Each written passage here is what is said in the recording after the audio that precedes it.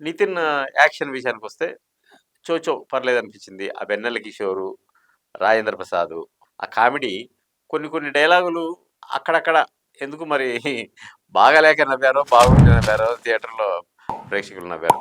అంతకు మించి సినిమాలో గొప్పగా చెప్పుకునే పాయింట్ ఏం లేదు. అయితే ఫోటోగ్రఫీ అద్భుతమైన ఫోటోగ్రఫీ. చాలా గొప్పగా సాంకేతిక విలువలు అందులో కనిపిస్తాయన్నమాట.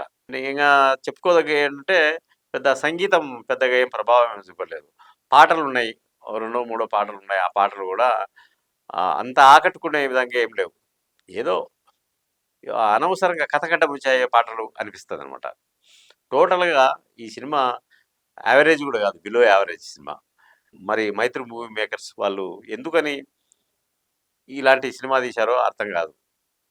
అంటే ఈ మూస ధోరణి ఈ ఏదైతే హీరో మాత్రమే ఉంటాడు.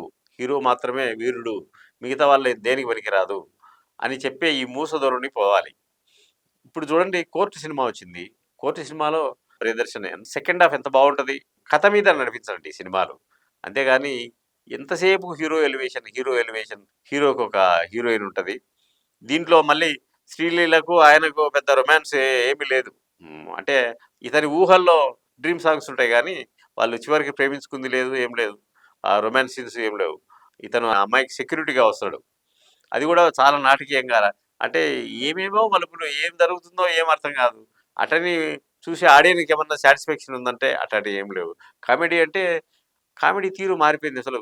ఏదో 2 డైలాగులు చెప్పుకొని కికి అని నవ్వుకొని వాళ్ళకి వాళ్ళే. రాజేంద్ర ప్రసాద్ ఉన్నాడు గానీ, చాలా కృతకంగా ఉంది అతని యాక్టింగ్. ఎట్లంటే స్క్రీన్ మీద నుంచి ఎప్పుడు పోతాడా అన్నట్టుంది.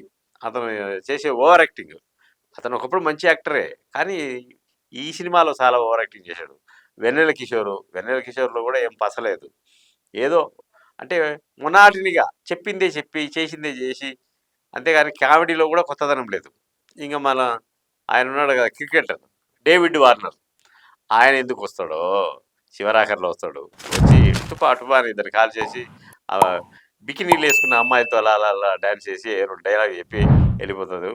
ఆ సినిమాలో మళ్ళీ ఏది పార్ట్ 2కు ఏదో చిన్న ఇంట్రడక్షన్ ఇచ్చారు. టోటల్‌గా ప్రేక్షకుడు అంటే వాళ్ళు చేసిన పబ్లిసిటీ అంత గొప్పగా ఏం లేదు. ప్రేక్షకుడు ఆశించి సినిమాకి పోతే నిరాశ ఎదురవుతది దాంట్లో. అంటే ప్రేక్షకుడిని రంజింపజేసే అంశాలు ఏమి లేవు. మొటాటని సినిమా.